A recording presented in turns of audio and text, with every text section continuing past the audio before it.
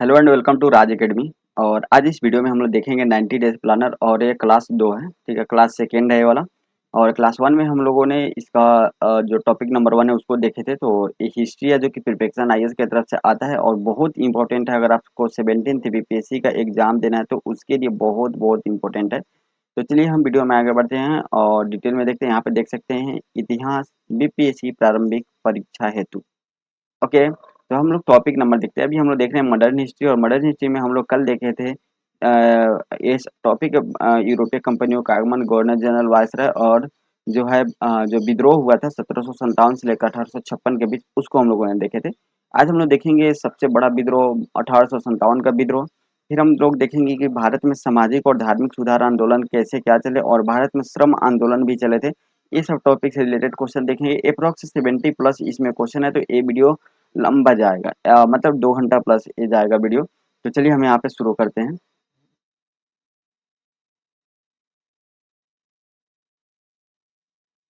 थोड़ा सा वहाँ पे क्वेश्चन तक हम पहुँच जाए। ये सब पेज हम लोग कल कंप्लीट कर चुके थे। ओके, चलिए यहाँ पे हम आगे आगे उस टॉपिक पे 1857 की महान क्रांति, भारत में सामाजिक एवं धार्मिक सुधार आंदोलन और भारत में श्रम आंदोलन। ओके, तो चलिए यहाँ पे जूम करते हैं और क्वेश्चन को शुरू करते हैं। थोड़ा सा जूम कर लेते हैं। ओके, जूम करने का ऑप्शन नहीं है। चलिए, अब हम शुरू करते हैं, ठीक है। बोल रहा है कि 1857 के विद्रोह के राजनीतिक कारणों में सर्वाधिक महत्वपूर्ण कारण लॉर्ड डलहौजी की हड़प नीति को माना जाता है। डलहौजी की हड़प नीति के मुख्य अर्थ क्या है? ठीक है, डलहौजी की हड़प नीति के मुख्य अर्थ क्या है? राजा को युद्ध में हराकर उसके राज्य पर कब्जा करना। बिल्कुल ऐसा नहीं था। युद्ध तो करना ही नहीं था, ठीक है। अंग्रेज युद्ध करना ही नहीं चाहते थे ज्यादातर। वो अपने जो है वो कूटनीति से वो राज्य को हड़पते थे। यदि कोई राजा निसंतान मर जाता था तो उसकी रियासत को कंपनी के अधिकार में ले लिया जाता था एवं देशी नरेशों का गोद लेने का अधिकार समाप्त कर दिया गया, ठीक है। तो ए पॉइंट सही है। हुआ क्या था, राज्य हड़प नीति के तहत डलहौजी के द्वारा ये नियम बताएगा। और उस टाइम जो भारत के देशी रियासतों में एक दुर्भाग्य की बात ये भी थी कि उसमें बहुत ऐसे राजा थे जिनके जिनके पास उत्तराधिकारी की कमी थी, यानी खुद का उत्तराधिकारी उनके पास नहीं था, ठीक है। उनको गोद लेना पड़ता है या कहीं ना, मतलब बहुत ऐसे राजा थे उत्तराधिकारी नहीं था खुद का, अपना संतान नहीं हो पाया। जिनका हुआ उनको अंग्रेजों ने साजिश करके मार दी। जैसे अंग्रेज ने जो झांसी की रानी के पुत्र थी उनको मार दिया साजिश करके, और फिर उसके बाद वो कहीं और से गोद ली। तो फिर उनको हड़प नीति के तहत वो राजा नहीं बन सकता है। अब झांसी को कहाँ मिल जाना पड़ेगा? तो अ, अंग्रेजी शासन के अंतर्गत। तो यही सब कानून था इसके अंदर हड़प नीति के कारण। तो उसमें क्या था कि उत्तराधिकारी जो है वह स्पष्ट उत्तराधिकारी नहीं होने के कारण जो राज्य होगा वह ब्रिटिश गवर्नमेंट में मिल जाएगा, यानी ब्रिटिश शासन के अधीन चला जाएगा, यही था। अब चलिए यहाँ पे डिटेल देखते हैं। लॉर्ड डलहौजी की हड़प नीति के अनुसार यदि कोई देसी नरेश निसंतान मर जाता था, ठीक है, निसंतान मर गया या उसकी रियासत कंपनी के अधिकार में चली जाती थी, देसी नरेशों को गोद लेने का अधिकार समाप्त कर दिया गया था। ये पॉइंट यहाँ पे देख सकते हैं कि गोद लेने का अधिकार जो है वो समाप्त कर दिया गया। इस नीति का सहारा लेकर लॉर्ड डलहौजी ने एक एक करके सतारा, नागपुर, झांसी, अवध, संबलपुर और जैतपुर की रियासत को हड़प ली थी। कुशासन के आधार पर डलहौजी ने अवध को अंग्रेजी साम्राज्य में मिला लिया था, ठीक है। अब अवध में देखा कि यहाँ पे उत्तराधिकारी था, उसको क्या चीज का, उसको कुशासन का आरोप लगा दिया और इसको मिला लिया। वहीं जो यहाँ पे बाकी जो थे संबलपुर, ठीक है, जैतपुर, ये सबको क्या किया, ये सबको मिला लिया अंग्रेजों ने इसी के थ्रू, हड़प नीति के थ्रू। नेक्स्ट पॉइंट हम लोग देख लेते हैं। 1857 के विद्रोह के निम्नलिखित कारणों में से कौन सा एक सही नहीं है? इनमें से कौन सा एक कारण सही नहीं है जो 1857 के विद्रोह से संबंधित है? तो डलहौजी के गोद निषेध प्रथा का हड़प नीति, ये तो बिल्कुल ये रीजन था ही। मेनली तो यही रीजन था अगर देखा जाए तो, ठीक है।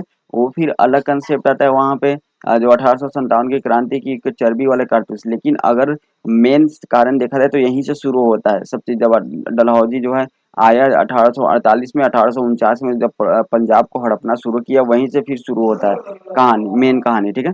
अंग्रेज को आर्थिक शोषण वाली नीति ये भी थी। ठीक है, ईसाई धर्म प्रचारकों द्वारा हिंदू एवं मुस्लिम धर्म का गुणगान करना, ये पॉइंट नहीं था, ये कोई इसमें बहुत ज्यादा इसमें धार्मिक मामला नहीं था। इसमें धार्मिक मामला बस केवल वहीं पे आपको देखने को मिलता है जब चर्बी वाले कारतूस और गाय और सूअर की चर्बी जो लगाने वाला बात आती है। ठीक है, तो वहीं पे केवल धार्मिक मामले आते हैं, बाकी और ज्यादातर कहीं आपको धार्मिक मामले देखने को नहीं मिलेंगे 1857 की क्रांति में। सैनिक असंतोष से बिल्कुल असंतुष्ट थे सैनिक, तो ऑप्शन सी यहाँ पे राइट आंसर आपको देखने को मिल जाएगा। नेक्स्ट यहाँ पे देख रहे हैं 1857 के विद्रोह का एक प्रमुख कारण धार्मिक कारण भी था। सन 1813 ईस्वी से पूर्व ईसाई पादरी को भारत आने की अनुमति नहीं थी। ठीक है, 1813 से पूर्व अनुमति नहीं थी। 1813 में अनुमति दी गई और 1813 के चार्टर अधिनियम जो आया था उसमें भी जो पिट्स इंडिया एक्ट का जो चार्टर अधिनियम आया था उसमें भी ये बोला गया था कि 1813 में जो होगा उसमें एक पॉइंट इंपॉर्टेंट पॉइंट ये होता है कि शिक्षा पे 1 लाख रुपए खर्च किए जाने की बात की जाएगी। और साथ में ये भी बोला गया कि चीन और चाय का व्यापार से एकाधिकार हटा दी गई ईस्ट इंडिया कंपनी को, और जो ईसाई पादरी है उसको भारत में आने की अनुमति दे दी गई ताकि धर्म का वो प्रचार कर सके। लेकिन 1813 ईस्वी में कंपनी के आदेश पत्र द्वारा उन्हें भारत आने का अवसर मिला। भारत आने के बाद ईसाई धर्म प्रचारकों ने हिंदू एवं मुस्लिम धर्म की निंदा किया। ठीक है, लेकिन यहाँ पे क्या बोल रहा है, ठीक है, गुणगान किया, तो इसलिए पॉइंट गलत है। ठीक है, निंदा किया। इसके साथ साथ भारतीयों को ईसाई बनाने की मुहिम चला दी गई थी। स्कूलों, अस्पतालों, जेलों ईसाई धर्म के प्रचार का माध्यम बन गया था। साथ ही धर्म परिवर्तन की कानूनी मान्यता प्रदान की गई थी। ठीक है, तो ये सब पॉइंट यहाँ पे है। और चलिए नेक्स्ट क्वेश्चन देख लेते हैं, क्वेश्चन नंबर 3। बोला the causes of the Indian revolt नामक पुस्तक किसके द्वारा लिखी गई थी। 1857 पे बहुत सारी पुस्तक लिखी गई है, इसी में से एक पुस्तक है the causes of the Indian revolt नामक पुस्तक किसके द्वारा लिखी गई है, तो वह सर सैयद अहमद खां के द्वारा लिखी गई है। ऑप्शन सी राइट आंसर हो जाएगा। बाकी और पुस्तक देख लेते हैं। History of the Indian mutiny history of the Indian mutiny पुस्तक टी आर होम्स के द्वारा लिखा गया। 1857 एस एन सेन के द्वारा लिखा गया। The causes of the Indian revolt sir Syed Ahmad Khan के द्वारा। The great revolt Ashok Mehta के द्वारा लिखा गया है। ठीक है, नेक्स्ट हम लोग देख लेते हैं यहाँ पे क्वेश्चन नंबर 4।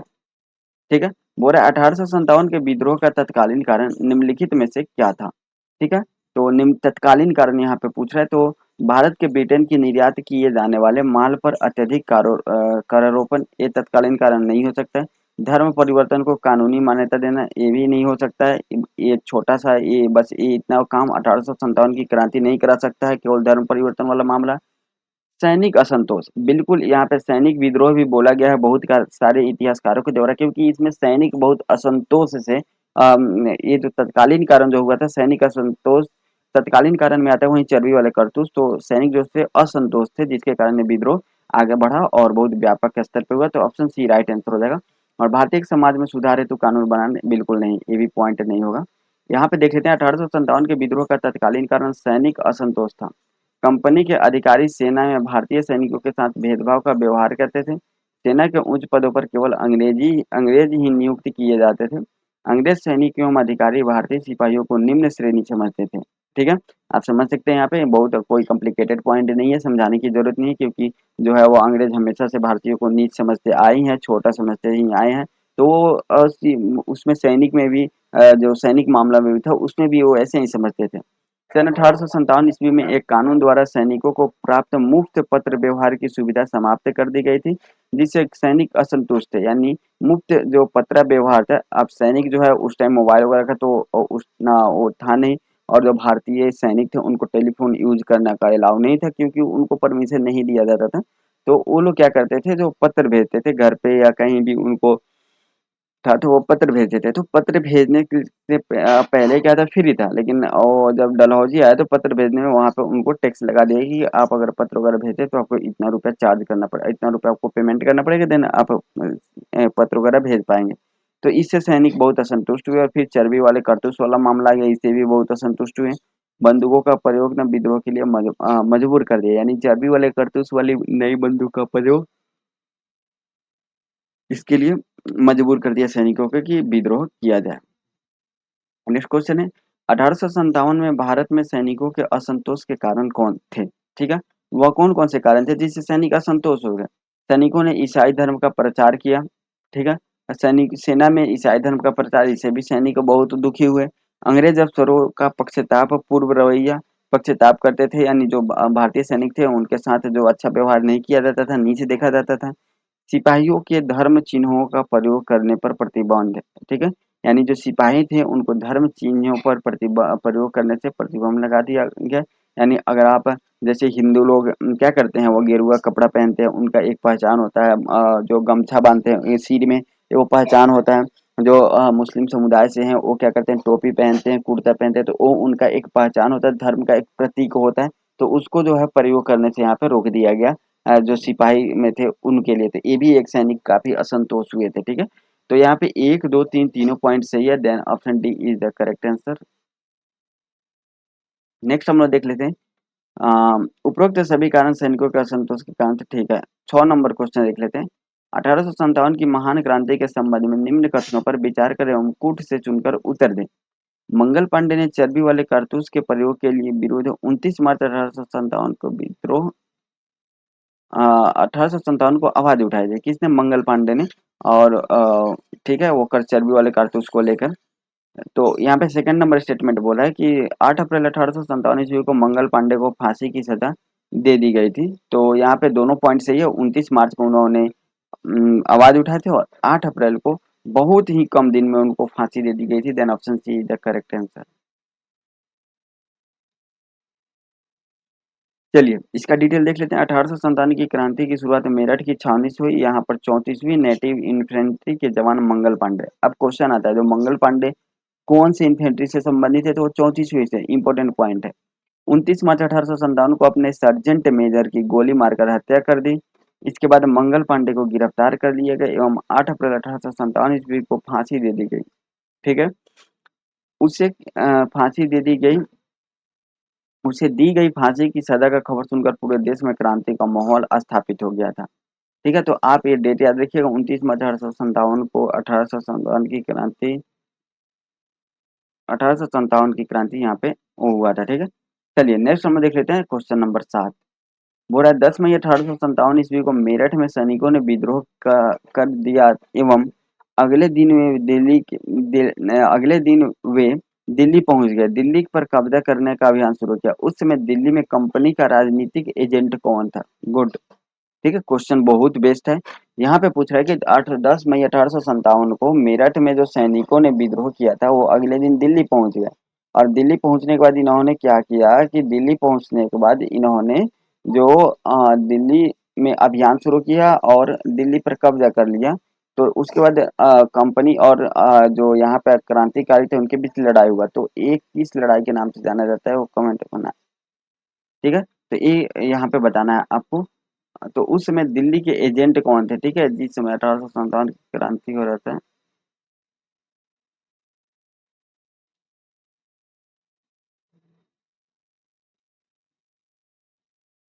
चलिए तो यहाँ पे हम लोग, अच्छा इसका आंसर, और इसका आंसर नहीं किए हम लोग। चलिए कर लेते हैं। इसका आंसर था साइमन फेजर। साइमन फेजर उस समय दिल्ली के जो है वो राजनीतिक एजेंट हुआ करते थे, ठीक है? चलिए नेक्स्ट हम लोग देख लेते हैं। मेरठ में विद्रोह कर जब सैनिक 11 मई को दिल्ली पर कब्जा करने के लिए दिल्ली पहुंचे, तो दिल्ली में ईस्ट इंडिया कंपनी का राजनीतिक एजेंट साइमन फ्रेजर था। उसकी हत्या विद्रोही सैनिकों ने कर दी थी, ठीक है?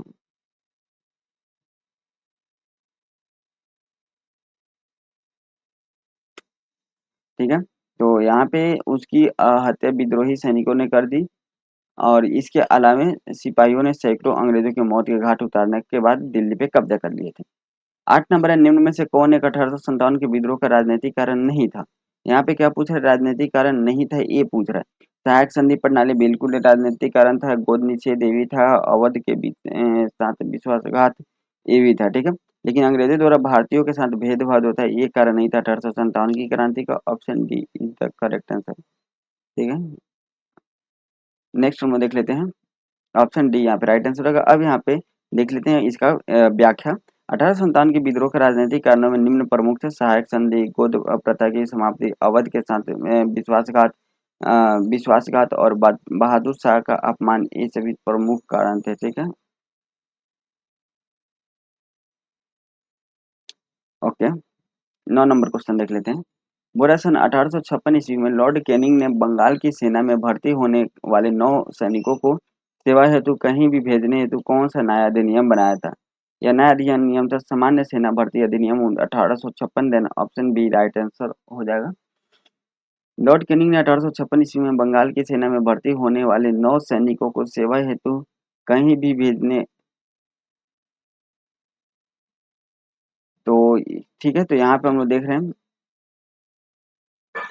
और लॉर्ड कैनिंग ने 1856 में बंगाल की सेना में भर्ती होने वाले 9 सैनिकों को कहीं भी भेजने के लिए सामान्य सेना भर्ती अधिनियम 1856 बनाया था। ठीक है, ब्राह्मण समुद्र यात्रा को धर्म एवं जाति के विरुद्ध मानते थे, अतः भारतीय सैनिकों समुद्र पार नहीं कर सकते यहाँ पे।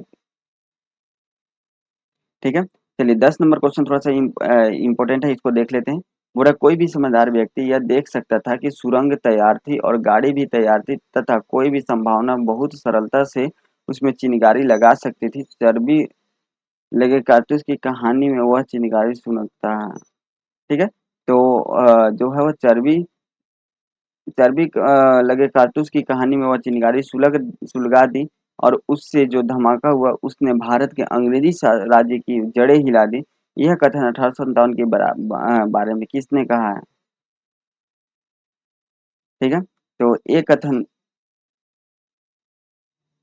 ये कथन किनकी है? तो ये कथन है आरसी मजूमदार की, ऑप्शन बी राइट आंसर हो जाएगा।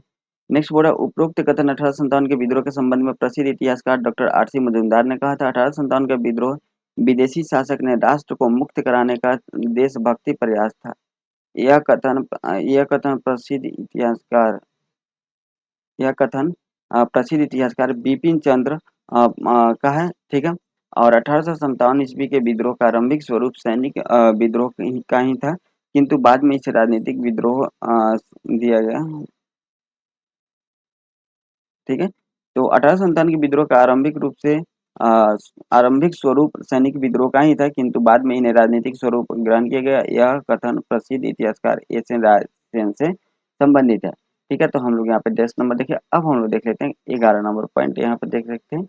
ठीक है, 11 नंबर क्वेश्चन के पास हम लोग चलते हैं।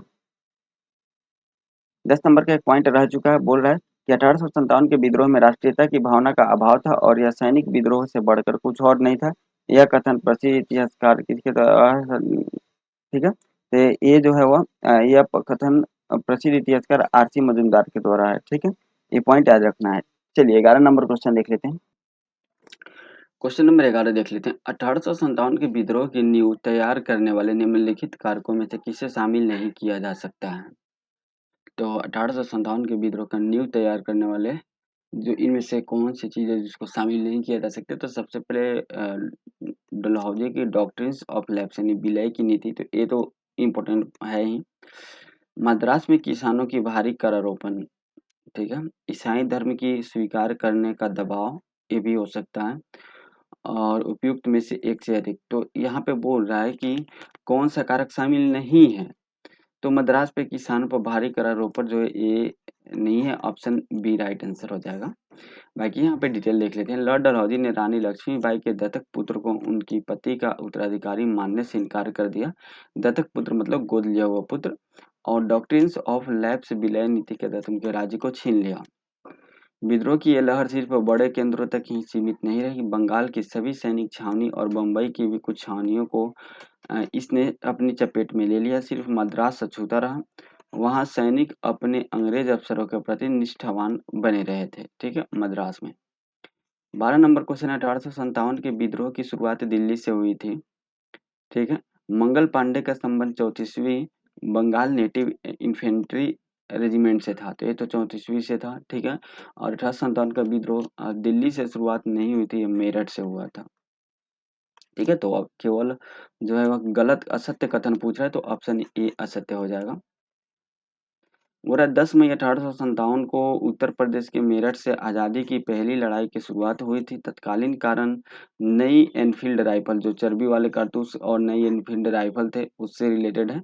और कुछ छावनियों में मिशनरियों को ईसाई धर्म प्रचार की पूरी छूट थी, इसी कारण सिपाहियों की धार्मिक भावनाओं को इससे ठेस पहुंची थी। ठीक है, नेक्स्ट है 13 नंबर। निम्नलिखित में से किसका नाम 1857 के विद्रोह से नहीं जुड़ा है? ठीक है, तो colonel St Leger, lieutenant colonel Gibbs Wallace, इसमें से किसी का नाम नहीं जुड़ा है। Then option D is the correct answer. किसका नाम जुड़ा हुआ है। दिल्ली में बहादुर शाह जफर या बख्त खां, इनके ये बहुत ज़्यादा उम्र हो गया था जफर जी का, तो बख्त का नेतृत्व किए थे दिल्ली से। तो यहाँ पे दमनकर्ता कौन थे, निकलसन और हडसन है। कानपुर में नाना साहब और तात्या टोपे थे और यहाँ पे कैंपबेल है। झांसी की रानी लक्ष्मीबाई से यहाँ पे ह्यूरोज है। जगदीशपुर कुंवर सिंह, यहाँ से विलियम टेलर और विसेंट आयर, ये सब जो अंग्रेज अधिकारी है ये 1857 की क्रांति से जुड़े हुए हैं, तो याद रखिएगा। 1857 के स्वतंत्रता संग्राम से संबंधित पहली घटना कौन सी थी, तो जो पहली घटना आती है वह आती है कानपुर में विद्रोह और नाना साहब का नेतृत्व संभालना। बेगम हजरत, इनमें से कौन सा आता है, 1857 की स्वतंत्रता संग्राम से संबंधित पहली घटना कौन सी होती है, ठीक है। दोस्त इसमें पहले ऑप्शन में दिया हुआ कि कानपुर में विद्रोह और नाना साहब का नेतृत्व संभालना, बेगम हजरत महल द्वारा अवध का नेतृत्व, झांसी की रानी का विद्रोह और सैनिकों का दिल्ली के लाल किले पर पहुंचना। तो यहाँ पे ये जो है 1857 की क्रांति से पहले ये हो जाएगा सी नंबर। सी नंबर हो गया था कि सबसे पहले क्या हुआ था, सैनिकों का विद्रोह शुरू हो गया था, सैनिकों ने लाल किला पर पहुंचा और वहां पे उस पे दिल्ली पे कब्जा कर लिया था। चलिए नेक्स्ट पॉइंट हम लोग यहाँ पे देख लेते हैं।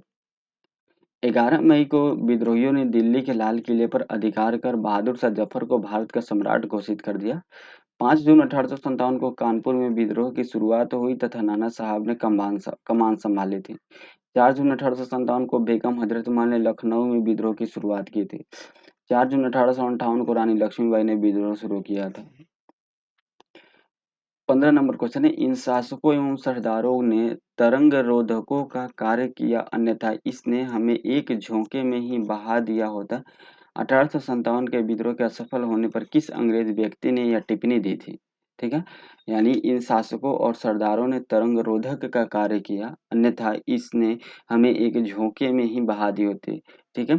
जो यहाँ पे कुछ शासक और सरदार ने जो अंग्रेजों के साथ दिए, तो इस पर अंग्रेजों ने बोलते हैं कि अगर ये लोग साथ नहीं दिए होते तो 1857 की जो क्रांति इतनी बड़ी क्रांति थी कि एक झोंके में ही वो हमको खत्म कर दिया होता। तो यह लॉर्ड कैनिंग के द्वारा कहा गया था। ऑप्शन बी राइट आंसर हो जाएगा। 1857 के विद्रोह के असफल होने पर भारत के तत्कालीन गवर्नर जनरल लॉर्ड कैनिंग ने यह टिप्पणी दी थी। जेम्स आउटरम एवं टेलर ने 1857 के विद्रोह को हिंदू मुस्लिम षड्यंत्र बताया था। टी.आर. होम्स ने विद्रोह को बर्बरता एवं सभ्यता के बीच युद्ध बताया था। डिसरायली ने विद्रोह को राष्ट्रीय संघर्ष कहा था, ठीक है, याद रखिए। 1857 की क्रांति के निम्न परिणामों में से कौन से परिणाम भारतीयों के लिए सकारात्मक एवं ऊर्जा देने वाले नहीं रहे थे, ठीक है। तो कौन सा परिणाम थे, तो इसमें भारतीयों को मनोबल की वृद्धि हुई, ये तो सही है। इससे भारतीयों की एकता की भावना बढ़ी, ये भी पॉइंट सही है। अंग्रेजों की देसी राजाओं से मित्रता को बढ़ावा, ये यही तो है रीजन कि 1857 की क्रांति में सफलता मिली, ठीक है। Then option C right answer हो जाएगा।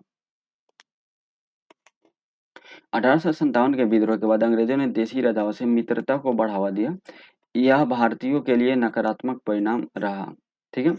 17 नंबर क्वेश्चन देख लेते हैं। बोल रहा है 1757 की क्रांति के परिणामों के संबंध में निम्न कथनों पर विचार करें, ठीक है। 1857 की क्रांति के परिणामों के संबंध में निम्न कथनों पर विचार करना है, ठीक है। यहाँ पे कथन दिया हुआ है कि इस विद्रोह का सर्वाधिक महत्वपूर्ण परिणाम यह रहा कि ब्रिटिश संसद ने ईस्ट इंडिया कंपनी का शासन भारत में समाप्त कर दिया तथा ब्रिटिश क्राउन को भारत का सम्राट माना गया, ठीक है। ये तो हुआ ही, ठीक है। विद्रोह के बाद ब्रिटिश क्राउन ने भारत में धर्म परिवर्तन पर अंकुश लगाया, ये भी हुआ, ठीक है। Then option C right answer हो जाएगा, दोनों कथन सत्य है। चलिए इसका व्याख्या देख लेते हैं। 1857 के विद्रोह के प्रमुख परिणाम इस प्रकार है।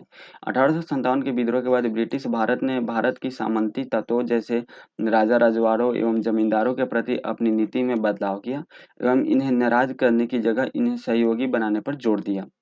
इस विद्रोह का यह अन्य महत्वपूर्ण परिणाम यह रहा कि सैन्य संगठन में बदलाव किया गया।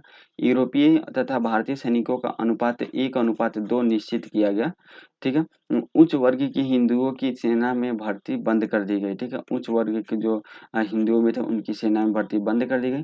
तो खाने की व्यवस्था यूरोपीय लोगों के हाथ में कर दी गई, ठीक है। नेक्स्ट और देख लेते हैं। अंत में इस विद्रोह ने यूरोपीय एवं भारतीय समुदाय के मध्य अविश्वास, घृणा एवं शत्रुता को बढ़ावा दिया था, ठीक है। नेक्स्ट हम देख लेते हैं क्वेश्चन नंबर 18। 1857 की क्रांति के परिणामों पर विचार कीजिए। भारत सचिव के साथ 10 सदस्यीय भारतीय परिषद की स्थापना की गई। ठीक है। 10 सदस्यीय भारत सचिव जो थे वह उनको बनाया गया था जो वहाँ के संसद में रहेंगे और भारत का प्रतिनिधित्व करेंगे, ठीक है। लेकिन इनके साथ 10 सदस्य नहीं 15 सदस्यीय जो है भारतीय परिषद की स्थापना की गई थी। सैन्य पुनर्गठन के लिए पील आयोग का गठन किया गया था। ये तो सही पॉइंट है। एंड भारतीय सैनिकों की तुलना में यूरोपीय के अनुपात बढ़ा दिया गया, ये भी पॉइंट सही है। Then option C right answer हो जाएगा, 2 और 3 सही है। नेक्स्ट हम लोग इसका व्याख्या देख लेते हैं। भारत में कंपनी के शासन का अंत कर दिया गया। भारत का शासन ब्रिटिश क्राउन के अधीन कर दिया गया। भारत के गवर्नर जनरल को अब वायसराय कहा जाने लगा, ठीक है। भारत सचिव के साथ 15 सदस्यीय भारतीय परिषद की स्थापना की गई। 1857 के विद्रोह के पश्चात ब्रिटिश सरकार द्वारा सेना के पुनर्गठन के लिए स्थापित पील आयोग का रिपोर्ट पर सेना में भारतीय सैनिकों की तुलना में यूरोपीय का अनुपात बढ़ा दिया गया। भारतीय रजवाड़ों के प्रति विजय और विलय की नीति का परित्याग कर सरकार ने राजाओं को गोद लेने की अनुमति प्रदान की। ठीक है। तो यहाँ पे इंपॉर्टेंट पॉइंट है जो डलहौजी ने मिस्टेक किया था, ये वाला मिस्टेक इसको हाँ ब्रिटिश गवर्नमेंट ने हटा दिया। बाकी पील आयोग का गठन किया गया। यूरोपीय और भारतीय सेनाओं में काफी अंतर किया गया। मतलब पहले जो है यूरोपीय सेना कम होते थे, भारतीय सेना अधिक हुआ करते थे। तो थोड़ा सा भारतीय सेना को कम करके यूरोपीय सेना की संख्या बढ़ा दी गई। और जो भारत सचिव के साथ जो है 15 सदस्यीय टीम की गठन कर दी गई थी।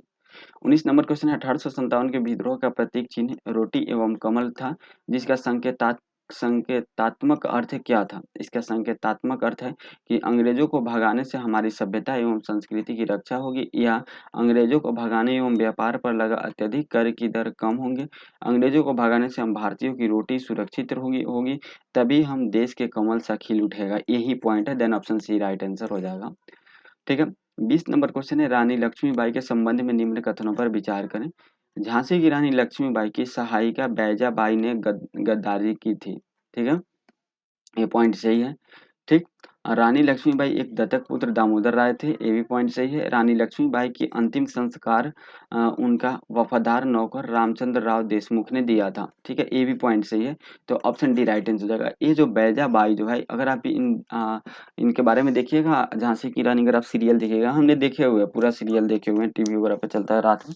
तो हमने ना बहुत पहले देखे थे, 11th वगैरह में देखे थे। तो वहाँ पे ना छोटी ही थी बैजाबाई और काफ़ी इनको धोखा दी थी। वहीं तो इनका जो है अंग्रेज को एंट्री कराई थी इनके महल में। ठीक है, चलिए।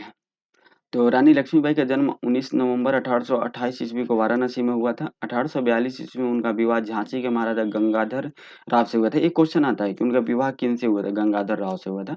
1853 ईस्वी में उनकी पति गंगाधर राव की मृत्यु हो गई थी। इसके बाद लॉर्ड डलहौजी अपनी राज हड़प नीति के तहत झांसी पर कब्जा करना चाहता था। देखिए, जो झांसी की रानी थी उनकी हस्बैंड, देन मतलब हस्बैंड गंगाधर राव, एंड जो उनका सन था, तो उनको दोनों को जहर देके मारने का काम जो किए थे वही किए थे, अंग्रेज ने ही किए थे। और उनके अंदर के जो कुछ विश्वासी आदमी मिले हुए थे। ये कहीं बुक में नहीं मिला है, हमने सीरियल में देखा है। ठीक है, तो सच होगा ही। 1857 के विद्रोह के दौरान 1858 ईस्वी में सर ह्यूरोज ने के नेतृत्व में झांसी के किले को विदित करने के लिए सेना भेजी गई थी। ठीक है, और रानी ने आत्मसमर्पण नहीं किया तथा अंग्रेजी सेना के साथ वीरता से पूर्वक लड़ाई की। और 18 जून 1858 को, ये याद रखिएगा, ये आता है क्वेश्चन, 23 वर्ष की उम्र में, वाह, देख रहे हैं, ग्वालियर में ह्यूरोज की सेना से लड़ते हुए वह वीरगति को प्राप्त हुई। तो ये सब यहाँ इससे ना 3 क्वेश्चन बन सकता है। कहाँ पे उनको वीरगति की प्राप्त हुई और किसके नेतृत्व में से अंग्रेज की तरफ से लड़ा गया था? ह्यूरोज। ठीक है, और किस डेट को? 18 जून 1858 को उनके जो है वह वीरगति को प्राप्त हो गए और देश के लिए शहीद हो गए, आजादी के लिए। 21 नंबर क्वेश्चन देख लेते हैं। निम्न कथनों पर विचार करें। टाटा टोपे ने अपनी सैनिकों के साथ अप्रैल 1859 तक अंग्रेजों के खिलाफ लड़ाई जारी रखी थी। तात्या टोपे जब ग्वालियर के पास शिवपुरी के जंगल में सो रहे थे, तभी नरवर के राजा मानसी ने उन्हें धोखे से पकड़वा दिया था। ठीक है, तात्या टोपे को 18 अप्रैल 1859 को फांसी दे दी गई थी। तो ये पॉइंट बिल्कुल सही है। उन्होंने जो है तात्या टोपे ने सैनिकों के साथ 1859 में अंग्रेजों के खिलाफ लड़ाई जारी की और तटीय टोपे तथा ग्वालियर के पास शिवपुरी के जंगल में छिपे हुए थे और उनका जो है मानसी जो है उनके द्वारा धोखा दिया गया था। एक क्वेश्चन बिहार दरोगा में आया हुआ है। ये लाइन केवल इस लाइन का हम बात करें, हमने क्वेश्चन देखा है बिहार दरोगा में एक लाइन से क्वेश्चन आया हुआ है। तटीय टोपे को 18 अप्रैल 1859 को फांसी दे दी गई थी, ये भी सही बात है। ठीक है, चलिए, तो यहाँ पे तीनों कथन है, 1 2 3 तीनों सही है। बोल रहे तात्या टोपे का जन्म 1814 ईस्वी में महाराष्ट्र के नासिक जिले के थेवला गांव में हुआ था। इनका वास्तविक नाम रामचंद्र पांडुरंग टोपे था और 1857 के विद्रोह के दौरान जो है वो बहादुरी पूर्वक लड़े थे। तात्या टोपे 1857 के विद्रोह में नाना साहब एवं झांसी की रानी के साथ जो है वो अंग्रेजों से लड़ाई की थी। ग्वालियर पर अंग्रेजों का कब्जा होने के बाद तात्या टोपे नाना साहब के भतीजे राव साहब के साथ भाग गए थे। अंततः शिवपुरी के जंगलों में सोते हुए अंग्रेजों ने पकड़ लिया और फांसी दे दी। सूची 1 और सूची 2 का आपको मिलान करना, कौन से क्षेत्र से नेतृत्व करता है, कौन थे, ये आपको यहाँ पे बताना है। ठीक है, तो यहाँ पे बनारस से नेतृत्व करता कौन थे, बनारस से नेतृत्व करता लियाकत अली थे। संभलपुर से कौन नेतृत्व कर रहे थे, ठीक है, संभलपुर से इसका नेतृत्व कर रहे थे सुरेंद्र भाई। रायपुर से इसका नेतृत्व कौन कर रहे थे, यानी 1857 की क्रांति का नेतृत्व रायपुर से नारायण सिंह कर रहे थे। और मंदसौर से इसका नेतृत्व किसके द्वारा किया जा रहा था, फिरोज शाह के द्वारा किया जा रहा था। ए का 3, देन एंड बी का 4 एंड सी का 1, ओके, और डी का 2, 3 4 1 2, then option B is the correct answer. Now इसका हम लोग देख लेते हैं जो डिस्कशन दिया हुआ है। कानपुर से किसने किए थे, नाना साहब ने किए थे। सुल्तानपुर से शाहिद हसन के द्वारा किया गया था। लखनऊ से बेगम हजरत महल के द्वारा किया गया था। ग्वालियर से तात्या टोपे के द्वारा किया गया था। फैजाबाद से मौलवी अहमदुल्लाह के द्वारा। बरेली से खान बहादुर खान के द्वारा किया गया था इसका नेतृत्व। नेक्स्ट हम लोग देख लेते हैं क्वेश्चन, और यहाँ पे दिया हुआ है गोरखपुर से गजाधर सिंह के द्वारा, मथुरा से देवी सिंह के द्वारा, असम से मनीराम देवन के द्वारा, झांसी से रानी लक्ष्मीबाई के द्वारा, बैरकपुर से मंगल पांडे के द्वारा इसका नेतृत्व किया गया था। नेक्स्ट हम लोग देख लेते हैं सन 57 का विद्रोह। सन 57 का विद्रोह सिपाही विद्रोह नहीं अपितु स्वतंत्रता प्राप्ति के लिए सीमित भारतीय जनता का संगठित संग्राम था। यह कथन किसका है, यह कथन है जवाहरलाल नेहरू का। ऑप्शन सी राइट आंसर हो जाएगा। ठीक है, और कौन क्या बोले हैं इसके बारे में देख लेते हैं। विनायक दामोदर सावरकर। 1857 का विद्रोह स्वधर्म और राजस्व के लिए लड़ा गया राष्ट्रीय संघर्ष था। विपिन चंद्र पाल जी बोले कि 1857 का विद्रोह विदेशी शासन से राष्ट्र को मुक्त कराने का देशभक्तिपूर्ण प्रयास था। एसएन सेन बोले कि 1857 का विद्रोह का आरंभिक स्वरूप सैनिक विद्रोह था, किंतु बाद में राजनीतिक स्वरूप ग्रहण कर लिया था। क्वेश्चन नंबर 24 देख लेते हैं। भारत सरकार का अधिनियम 1858 के संबंध में निम्नलिखित कथनों में से कौन सा कथन सही है। ब्रिटिश राज ने ईस्ट इंडिया कंपनी से भारत पर संप्रभुत्व ग्रहण की थी। ठीक है, ब्रिटिश राज ने ईस्ट इंडिया कंपनी से भारत पर संप्रभुत्व ग्रहण की थी, बिल्कुल सही है। ब्रिटिश संसद ने भारत के शासन के लिए पहला कानून ब्रिटिश राज के प्रत्यक्ष शासन के अधीन ही अधिनियमित किया था। ठीक है, जो ब्रिटिश संसद है यह पहला कानून कब किया था, तो ब्रिटिश शासन के जो यानी जब ब्रिटिश का यहाँ पे शासन हो गया तब किया था, तो हाँ उस टाइम ही किया था, क्योंकि उस टाइम में उसके बाद अपना शासन हो गया, क्योंकि उस समय ना उसके पहले प्राइवेट कंपनी था ईस्ट इंडिया कंपनी, उसका शासन था, तो उसमें गवर्नमेंट कुछ कर नहीं पाती थी, ना अपना नियम ना कानून लगा पाती थी। जब ब्रिटिश क्राउन के अंडर में जब सब चीजें गई, राजनीतिक मामला सब चीज मामला राजनीतिक धार्मिक मतलब पूरे भारत के शासन गया, तब जाकर वो पहला कानून ऐसा लाए जो जो 1858 वाला था, जो भारत के सांसद ब्रिटेन के सांसद के द्वारा पास होकर आया था। ठीक है, यह अधिनियम देश में प्रशासन में बिना किसी लोकप्रिय सहभागिता वाले निरंकुश सामाजिक नियंत्रण के सिद्धांत पर अधिशासित था। ठीक है, तो यहाँ पे तीनों पॉइंट सही है, then option C right answer हो जाएगा 1 2 3। बाकी इसका हम लोग व्याख्या देख लेते हैं। यह अधिनियम 1857 के सैनिक विद्रोह के कारण लाया गया था। इस अधिनियम की मुख्य बातें क्या थी, ठीक है, 1858 वाला अधिनियम की बात किया जा रहा है। ओके, तो यहाँ पे भारत का शासन जो प्रत्यक्ष रूप से ब्रिटिश ताज को दे दिया गया। गवर्नर जनरल अब वायसराय कहलाने लगा। लॉर्ड केलिन भारत का प्रथम वायसराय था। कोर्ट ऑफ डायरेक्टर्स तथा बोर्ड ऑफ कंट्रोल समाप्त कर दोहरी शासन व्यवस्था समाप्त कर दिया गया। भारत में सचिव पद का निर्माण किया गया। लॉर्ड स्टैनली प्रथम भारत का सचिव था। भारत सचिव की सहायता के लिए 15 सदस्यीय सलाहकार परिषद की गठन भी किया गया था। और प्रथम सचिव कौन था भारत का? लॉर्ड स्टैनली था, याद रखिएगा। भारत में प्रशासन नियंत्रण एवं परिवर्तन सीमित रहा। प्रशासन के तौर पर तरीकों को कोई विशेष परिवर्तन नहीं दिया गया। यहाँ पे देख लेते हैं। नेक्स्ट क्वेश्चन नंबर 25 देख लेते हैं। निम्न में से बेमेल का चयन करें। 1857 के संबंधित किताबें और इसके लेखक आपको बताना है कौन सा बेमेल है। ठीक है, तो history of the Indian mutiny, history of the Indian mutiny किसके द्वारा? टी आर होम्स के द्वारा लिखा गया था, लेकिन यहाँ पे चार्ल्स पाल है, तो ए बेमेल है। ठीक है, तो ऑप्शन ए राइट आंसर हो जाएगा। बाकी रिबेलियन 1857 पूरन चंद्र जोशी के द्वारा लिखा गया, सही है। The sepoy mutiny and revolt of 1857 RC. Majumdar के द्वारा लिखा गया, भी सही है। Theories of the Indian mutiny या शशि भूषण चौधरी के द्वारा लिखा गया, ये भी सही है। थ्योरीज ऑफ इंडियन म्यूटिनी जो है वह शशि भूषण चौधरी के द्वारा। History of the Indian mutiny यह लिखा गया टी आर होम्स के द्वारा। और सिपाही mutiny 1857 social study and analysis इस लिखा गया हर प्रसाद चट्टोपाध्याय के द्वारा। ठीक है, चलिए क्वेश्चन नंबर 26 देख लेते हैं। बोल रहा है सूची 1 और सूची 2 को मिलान करना है, और सूची 1 में मत या कथन दिया हुआ है, सूची 2 में इतिहासकार दिया हुआ है। ठीक है, तो कौन सा जो इसमें कथन जो है वह किस इतिहासकार से संबंधित है, ये आपको बताना है। ठीक है, इसका आंसर भी ढका हुआ आप लोग भी दे सकते हैं। 1857 का विद्रोह सैनिक विद्रोह न होकर नागरिक विद्रोह था। यह किसके द्वारा बोला गया था? यह एक विलियम हार्वर्ड रसेल के द्वारा बोला गया था। 1857 का विद्रोह संचित संयोग से उपजा राष्ट्रीय विद्रोह था। यह कथन किसका है? यह कथन जो है वह डिजरायली का है। 1857 के विद्रोह स्वतंत्रता संघर्ष नहीं धार्मिक युद्ध था। यह कथन किसके द्वारा बोला गया था? यह कथन बोला गया था William William Disraeli Harvard Russell के द्वारा कथन बोला गया था। 1857 के विद्रोह न, एक सेकेंड, ये जो नागरिक विद्रोह बोला गया था, नागरिक विद्रोह जहां भी है जॉन बुश नार्टन के द्वारा बोला गया था। ठीक है, नागरिक विद्रोह।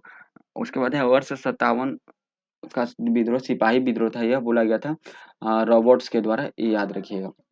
ठीक है, तो यहाँ पे ए का हो जाएगा एक, बी का हो जाएगा 4, सी का हो जाएगा 2 एंड डी का हो जाएगा 3। ठीक है, तो यहाँ पे ऑप्शन बी में आ रहा है 1 4 2 3, ऑप्शन बी राइट आंसर हो जाएगा यहाँ पे। हाँ बिल्कुल ठीक है। चलिए, डॉक्टर सैयद अहतर अब्बास रिजवी ने कहा कि 1857 ईस्वी की क्रांति भारत की पवित्र भूमि से विदेशी शासन को उखाड़ फेंकने की प्रयास थी। सर जॉन लॉरेंस ने कहा कि 1857 की घटना सिर्फ गाय की चर्बी से उत्पन्न सैनिक उत्पाद थी।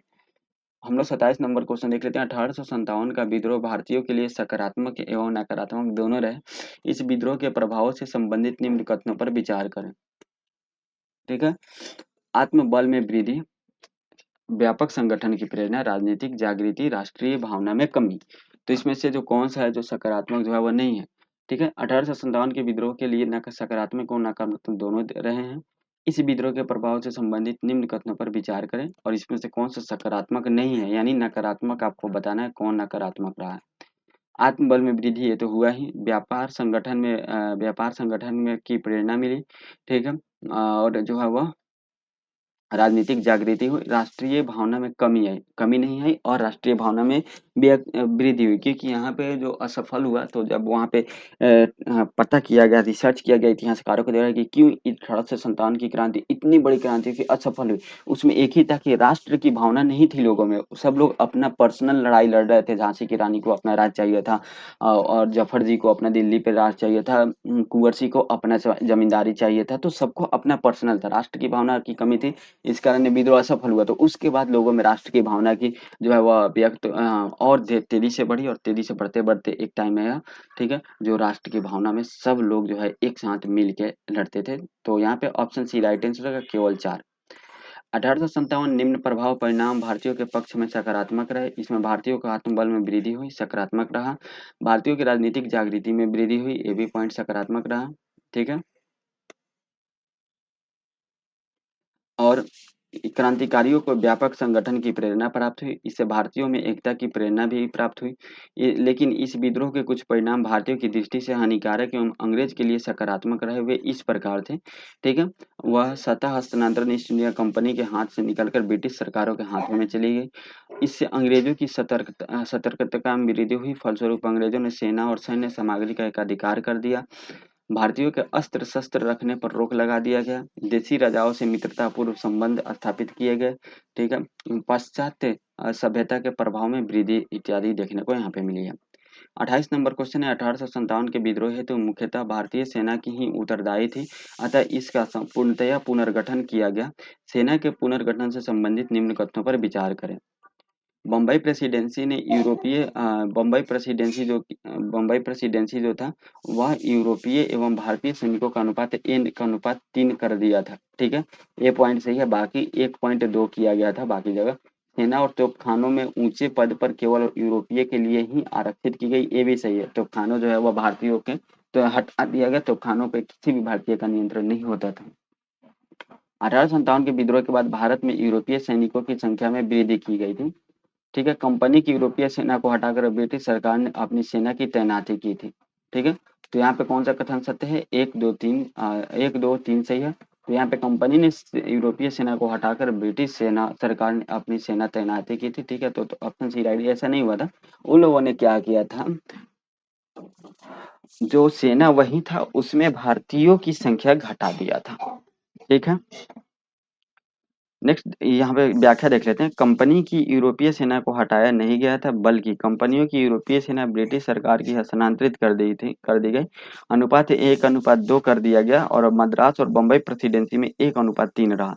भारत में यूरोपीय, आपको पता है मद्रास और बम्बई, मद्रास में तो बिल्कुल नहीं हुआ, बम्बई प्रेसिडेंसी में थोड़ा हुआ भी विद्रोह 1857 की क्रांति के समय। ठीक है, तो यहाँ पे भारत में यूरोपीय सैनिकों की संख्या में वृद्धि हुई। ठीक है, और 1857 के पूर्व भारत में 40,000 यूरोपीय सैनिक थे, जिसे बढ़ाकर 65,000 कर दी गई। वहीं भारतीय सैनिकों की संख्या में कटौती कर दी गई। 29 नंबर क्वेश्चन देख लेते हैं। निम्नलिखित कथनों पर विचार करें। ठीक है, 1857 का उन्मूलन नियम सर्वप्रथम बम्बई प्रेसिडेंसी में लागू किया गया था। सती प्रथा का उन्मूलन नियम जो है वह सर्वप्रथम बम्बई प्रेसिडेंसी में लागू किया गया। ईश्वर चंद्र विद्यासागर 1850 में विधवा पुनर्विवाह एसोसिएशन की स्थापना की थी। तो इनमें से कौन सा कथन सत्य है? ठीक है, तो ये बताना है आपको। तो इसमें से दोनों, ये 1850 नहीं होगा। ठीक है,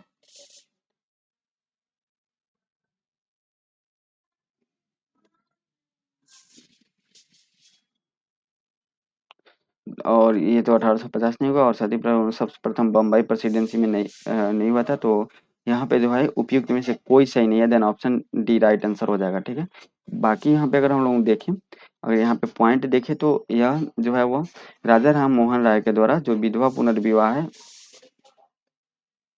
सबसे पहले बंगाल प्रेसिडेंसी में लागू किया गया, उसके बाद मद्रास में, तब जाके यहाँ पे बम्बई प्रेसिडेंसी में लागू किया। बाकी डिटेल देख लेते हैं। 1829 में ब्रिटिश सरकार ने राजा राम मोहन राय की सहयोग से सती प्रथा के विरुद्ध एक कानून पास करके इसके 17वें नियम के अनुसार विधवाओं को जीवित जलाने पर रोक लगा दिया। सबसे पहले यह नियम बंगाल में लागू किया गया, फिर देन 1830 में मद्रास में लागू किया गया, बम्बई प्रेसिडेंसी में फिर भी लागू कर दिया गया।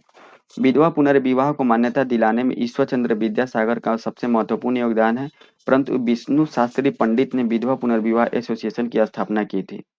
चलिए 30 नंबर क्वेश्चन देख लेते हैं। राजा राम मोहन राय के संदर्भ में निम्नलिखित कथनों पर विचार करें। इनके द्वारा स्थापित ब्रह्म समाज हिंदू धर्म का दूसरा सुधार आंदोलन था। एकेश्वरवाद में विश्वास करते थे। कलकत्ता में आत्मीय सभा की स्थापना की थी। इन्होंने भारतीय पुनर्जागरण का जनक और आधुनिक भारत का निर्माता कहा जाता है। ठीक है, तो इनमें से कौन सा पॉइंट चाहिए राजा राम मोहन राय के बारे में? तो इन्होंने हिंदू धर्म का दूसरा सुधारक नहीं, इनको पहला सुधारक माना जाता है, तो ये पॉइंट गलत है। बाकी एकेश्वरवाद में विश्वास रखते थे, कलकत्ता में आत्मीय सभा की स्थापना की थी, और भारतीय पुनर्जागरण का जनक एवं भारतीय आधुनिक भारत का निर्माता इनको कहा जाता है। तो यहाँ पे 2 3 4 यहाँ पे पॉइंट बिल्कुल सत्य है। राजा राम मोहन राय जो है, इनका जन्म 1772 में हुआ था और 1833 में मृत्यु हो गया। तो राजा राम मोहन राय को प्रायः भारतीय पुनर्जागरण का जनक और आधुनिक भारत का निर्माता कहा जाता है। ठीक है, उनके द्वारा स्थापित ब्रह्म समाज और आधुनिक पाश्चात्य विचारों पर आधारित था कि हिंदू धर्म का पहला सुधार आंदोलन माना था। यहाँ पे देखिए पहला दिया हुआ है। 1815 में उन्होंने कलकत्ता में आत्मीय सभा की स्थापना की। एकेश्वरवाद के कट्टर समर्थक राजा राम मोहन राय ने स्पष्ट किया कि वे सभी धर्मों की मौलिक समानता में विश्वास रखते हैं। उन्होंने दूसरे धर्मों की उन बातों की ग्रहण किया जिन्हें हिंदू धर्म की योग्य समझते थे। ठीक, चलिए क्वेश्चन नंबर 31 देख लेते हैं। इसमें बहुत क्वेश्चन है, इसमें 70 प्लस क्वेश्चन है। ब्रह्म समाज के योगदानों में निम्नलिखित में से शामिल नहीं किया जा सकता है। ब्रह्म समाज के योगदानों में निम्नलिखित में से शामिल नहीं किया जा सकता है। क्या शामिल नहीं किया जा सकता है? तो नए धर्म की स्थापना करना एवं मुख्य उद्देश्य था नए धर्म की स्थापना करना, एक मुख्य उद्देश्य था। यह इसके योगदान में शामिल नहीं किया जाता है ब्रह्म समाज के। Then option C right answer हो जाएगा। ब्रह्म समाज की स्थापना 20 अगस्त 1828 ईस्वी को कलकत्ता में किया गया था। ठीक है, अब 1828 में आपसे क्वेश्चन पूछेगा कि उस समय कौन थे भारत के गवर्नर जनरल। ठीक है, उस समय तो बंगाल के गवर्नर जनरल हुआ करते थे, तो वह कौन थे बंगाल के गवर्नर जनरल, ये आपको बताना है। ठीक है,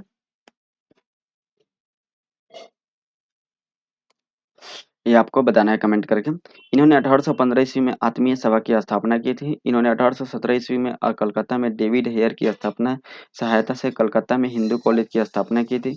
इनकी प्रमुख कृतियों में तुहफतुल मुआविदीन, गिफ्ट टू मोनोथेइस्ट एवं प्रीसेप्ट्स ऑफ जीसस थी। ठीक है, सुभाष चंद्र बोस ने राजा राम मोहन राय को युगदूत की उपाधि प्रदान की थी। ब्रह्म समाज में प्रथम फुट 1865 ईस्वी में, दूसरी फुट 1878 ईस्वी में हो गई थी। ठीक है, नेक्स्ट यहाँ पे देख लेते हैं। ब्रह्म समाज के योगदान को निम्न प्रकार से वर्णित किया जा सकता है। बहुदेववाद तथा मूर्ति पूजा के इन्होंने विरोध किया था। हिंदू धर्म का शुद्धिकरण करना शुरू किया था। बहुपत्नी प्रथा एवं सती प्रथा का विरोध किया था। नैतिकता पर बल एवं कर्म फल में विश्वास किया था। छुआछूत अंधविश्वास जातिगत भेदभाव का विरोध इन्होंने किए थे। नेक्स्ट है सूची 1 और सूची 2 को आपको मिलान करना है यहाँ पे और बताना है कि कौन सा किससे मैच कर रहा है। ठीक है, धर्म सभा के संस्थापक कौन थे? तो धर्म सभा के संस्थापक जो थे वह थे राजा राधाकांत देव। आदि ब्रह्म समाज के संस्थापक कौन थे? वह थे देवेंद्र नाथ टैगोर। ब्रह्म समाज के संस्थापक कौन थे? राजा राम मोहन राय थे। और सत्यार्थ प्रकाश के लेखक कौन थे? तो यह जो थे वह दयानंद सरस्वती थे। तो यहाँ पे ए का 3 हो जाएगा, बी का 4 हो जाएगा, सी का 1 हो जाएगा और डी का 2 हो जाएगा। ठीक है, 3 4 1 2 3 4 1 2 ऑप्शन सी में, ऑप्शन सी राइट आंसर हो जाएगा। बाकी एक-एक करके हम सबके बारे में देख लेते हैं। धर्म सभा जो है राजा राधाकांत देव ने ब्राह्म समाज के सिद्धांतों का विरोध करने हेतु धर्म सभा का गठन किया था। तो आपसे पूछेगा कि इनमें से कौन सा सभा है जो ब्रह्म समाज के विरुद्ध है? तो धर्म सभा हो जाएगा।